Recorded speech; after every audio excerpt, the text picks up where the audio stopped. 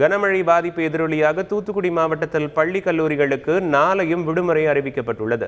மாவட்டத்தின் பல்வேறு இடங்களில் பள்ளி கல்லூரிகளில் தேங்கியுள்ள மழைநீர் இன்னும் முழுமையாக வடியாமல் இருப்பதால் விடுமுறை அளிப்பதாக மாவட்ட ஆட்சியர் லட்சுமிபதி அறிவித்துள்ளார். திருநெல்வேலி மாவட்டத்தில் பள்ளிகளுக்கு மட்டும் நாளை விடுமுறை அளிக்கப்பட்டுள்ளது. அதே சமயம் நிவாரண முகாம்கள் இல்லாத கல்லூரிகள் செயல்படும் என்றும் அறிவிக்கப்பட்டுள்ளது.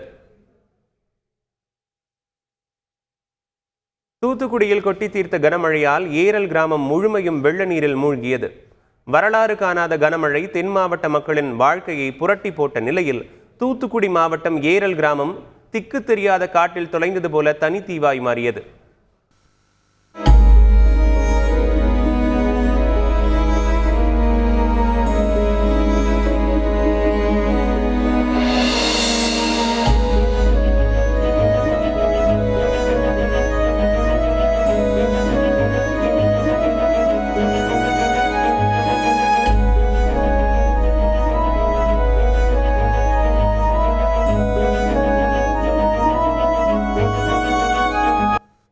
குறிப்பாக தாமிரபரணி ஆற்றின் குறுக்கே கட்டப்பட்ட மேம்பால சாலை ஆற்று வெள்ளத்தில் அடித்து செல்லப்பட்ட நிலையில் போக்குவரத்தும் துண்டிக்கப்பட்டது.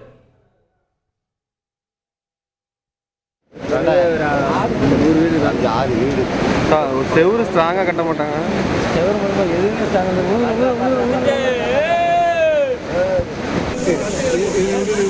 அந்தோட இழுத்துட்டு போயிடும். வாங்க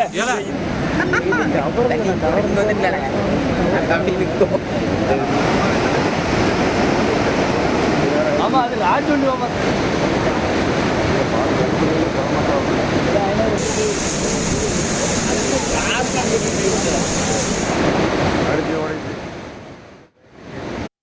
ஸ்ரீவைகுண்டம் வாய்க்காலில் உடைப்பு ஏற்பட்டு ஏரல் கிராமத்திற்குள் வெள்ளம் அசுர வேகத்தில் புகுந்தது. நினைத்தே பார்க்க முடியாத கடும் வெள்ளத்தை கண்டு மக்கள் நிம்மதியை இழந்தனர். சுதாரிக்க கூட நேரம் தராத வெள்ளம் வீடுகளை சூறையாடியது. வீட்டில் இருந்த உடைமைகள், கார் உள்ளிட்ட வாகனங்கள், பெட்டிக்கடை எல்லாம் வெள்ளத்தோடு வெள்ளமாக கரைந்து போயின. இதற்கு மேல் தாக்குப்பிடிக்க என்னிடம் தெம்பில்லை என வேர்களும் கைவிட மரங்கள் மரணித்து போயின.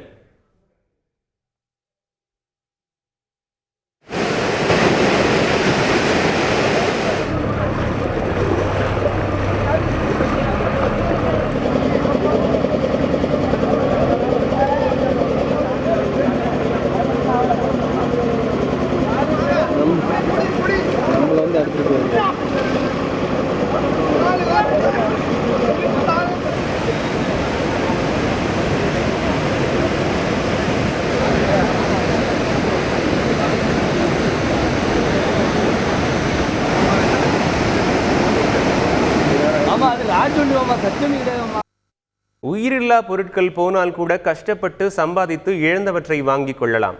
ஆனால் ஆசை ஆசையாய் வளர்த்த கால்நடைகள் மக்கள் கண்முன்னே தண்ணீரில் அடித்து செல்லப்பட்டன. நாய்கள், மாடுகள், ஆடுகள், கோழிகள் எல்லாம் வெள்ளத்திலேயே உயிரை விட்டன. ஒரு சில இளைஞர்கள் வெள்ளத்தில் சிக்கிய கால்நடைகளை தங்கள் உயிரையும் பணயம் வைத்து காப்பாற்றியதை நம்மால் பார்க்க முடிந்தது.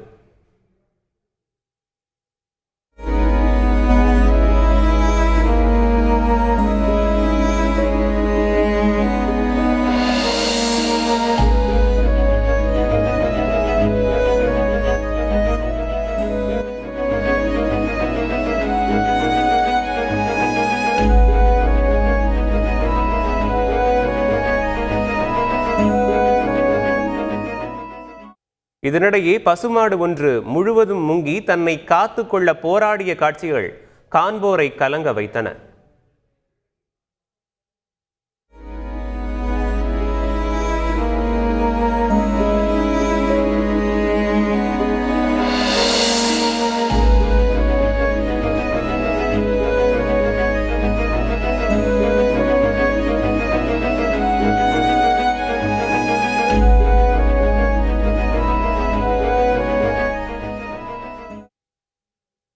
ஆத்தூர் கிராமத்தில் ஊருக்குள் இருக்கும் மக்கள் கால்நடைகளை பிடித்து கொண்டு தப்பியோடி வெளியே வந்தனர்.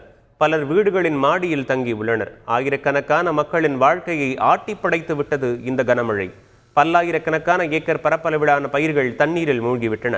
1992 ஏற்பட்டதை விட தற்போதைய வெள்ள பாதிப்பு அதிகம் என குமுறுகின்றனர் மக்கள். ரோடு கிராஸ் ஆகி சுத்தமாக பிளாக் ஆகிட்டு அடுத்து கொஞ்சம் கொஞ்சமாக இடிஞ்சு பாலத்துறை வந்துகிட்டே இருக்குது. அந்த சைடில் உள்ள என்ன நிலவரம்னு தெரியல. ஊரில் ஃபுல்லாக தண்ணி போயிட்டு ஊருக்குள்ளே ஃபுல்லாக தண்ணி போயிட்டு இருக்கு. அங்கே என்ன நிலவரத்தில் மக்கள் இருக்காங்கன்னு தெரியல. காரு பைக்கு எல்லாமே தண்ணியில் இழுத்துட்டு உள்ளே போயிடுச்சு. கடைகள் இந்த ஓரத்தில் இந்த கரையில் இருந்த கடைகள் வீடுகள் எல்லாமே அடிச்சுட்டு போயிடுச்சு. டவர் கிடையாது, கரண்ட் கிடையாது. உள்ளே இருக்கவங்க என்ன நிலவரத்தில் இருக்காங்கன்னு ஒன்றும் தெரியல.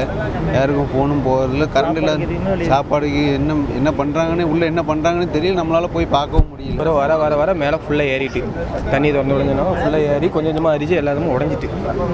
அதுக்கு பிறகு என்ன ஆடு மாடு விட்டுருந்தோம். ஆடு மாடு கீடு எல்லாமே அடிச்சுட்டு போயிட்டு தண்ணியில். இந்த சைடு தான் கிடஞ்சி உள்ளேயும் பஜாருக்குள்ளே தண்ணி.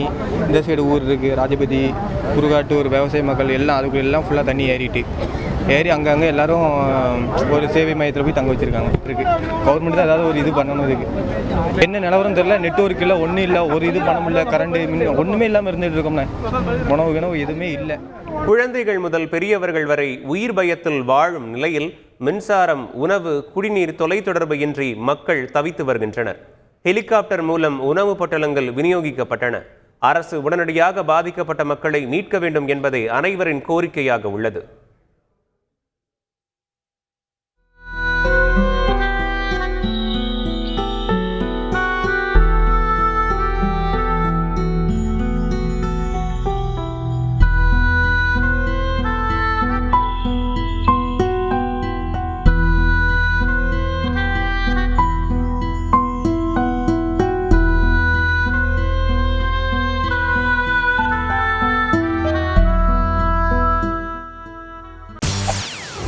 செய்திகளை உடனுக்குடன் தெரிந்து கொள்ள உடனே சப்ஸ்கிரைப் பண்ணுங்க.